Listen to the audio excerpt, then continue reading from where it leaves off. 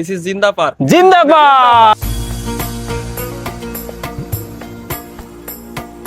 আসসালামু আলাইকুম গাইস, সবাই কেমন আছেন? আশা করি ভালো আছেন। আজকে আমি আসছি জিন্দা পার্কে ঘুরতে এবং এই পার্কের সকল সৌন্দর্য আপনাদেরকে তুলে ধর।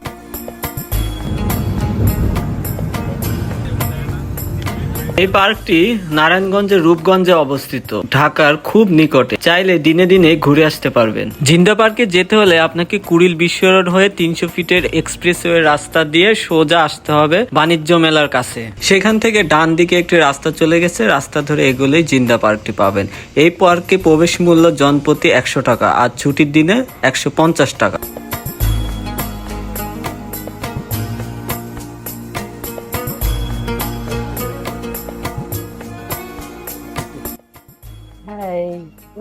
এখানে আসলে অনেক কিছু কিনতে পারবেন, এই যে একতারা।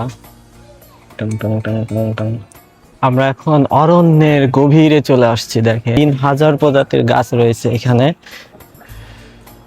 এই যে আমরা এখন আসছি পান্থনিবাস রেস্তোরাঁ।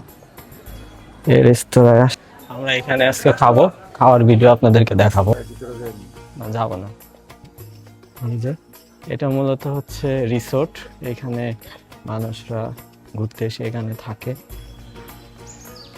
এখানে আসলে নামাজ পড়ার একটি সুব্যবস্থা রয়েছে। এখানে রয়েছে একটা সুন্দর মসজিদ। মসজিদটা এত ন্যাচারাল, প্রাকৃতিক পরিবেশে খাপ খাওয়ানোর মতো একটা মসজিদ। এখানে আপনার গরম লাগার কোনো উপদ্রব নেই। এত সুন্দর একটা মসজিদে এসে আমার ভীষণ ভালো লাগলো।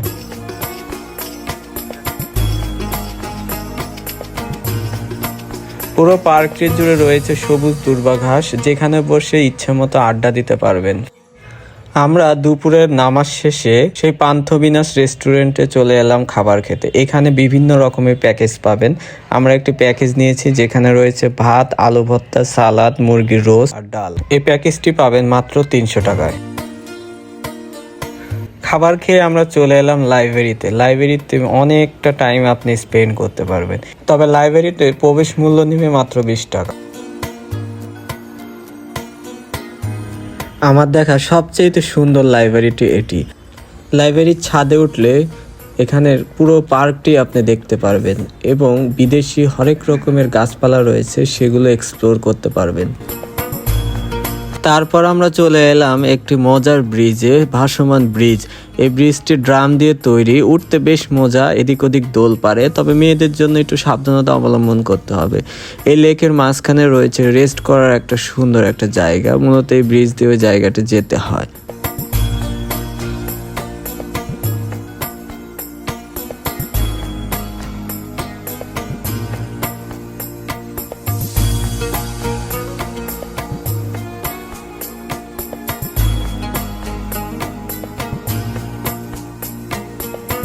তো বন্ধুরা, এই ছিল আমার আজকে জিন্দা পার্কের ঘোরাঘুরির ব্লগটি কেমন লেগেছে অবশ্যই কমেন্টে জানাবেন। ভালো লাগলে অবশ্যই শেয়ার করবেন। ধন্যবাদ সবাইকে।